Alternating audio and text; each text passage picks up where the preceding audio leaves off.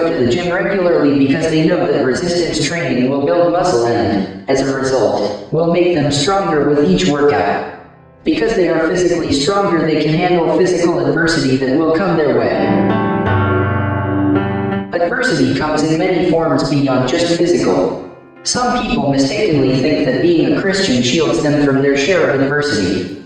The typical view of the Christian life is that it means being delivered from all adversity. But it actually means being delivered in adversity, which is something very different, said Oswald Chambers. God helps us during our time of adversity. We would prefer to avoid any problems, yet life doesn't happen that way. Adversity is going to rear its ugly head. Jesus warns us to not be surprised by adversity. He said, "In the world you will have tribulations, but be of good cheer. I have overcome the world." John 16:33. What Jesus is telling us is that we have nothing to fear, because God will be with us. Like the weightlifter, we are stronger by overcoming the resistance we face. If we don't exercise, we won't have built up the strength needed to meet and overcome the challenge. Chambers wrote, "The strain of life is what builds our strength. If there is no strain, there will be no strength. Overcome your own timidity and take the first step. Then God will give you nourishment." Adversity is universal and impartial. It is painful, perhaps physically, emotionally, or relationally. It can come suddenly and without warning. Often adversity is beyond our control. It also may be a consequence of our sin and become a learning situation so we don't repeat the act again. God is forgiving for those who repent, so it can be a new beginning for what God has in store next. Many biblical characters overcame adversity to do great things for the Lord. Joseph was betrayed and imprisoned before becoming second in command to the Pharaoh.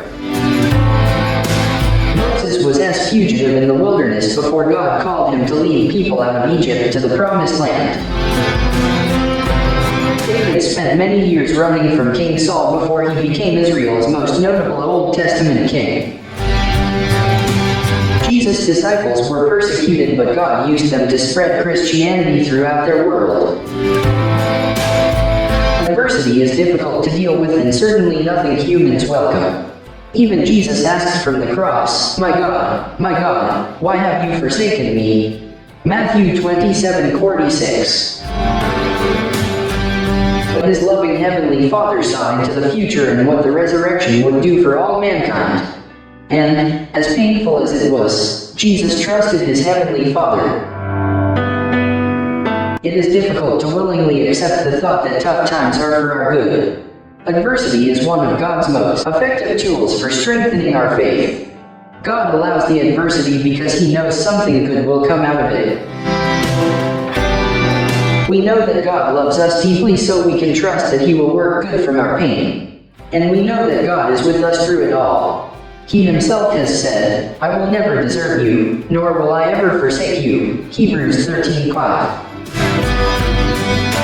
We cannot choose to avoid adversity, but we can choose how we will respond.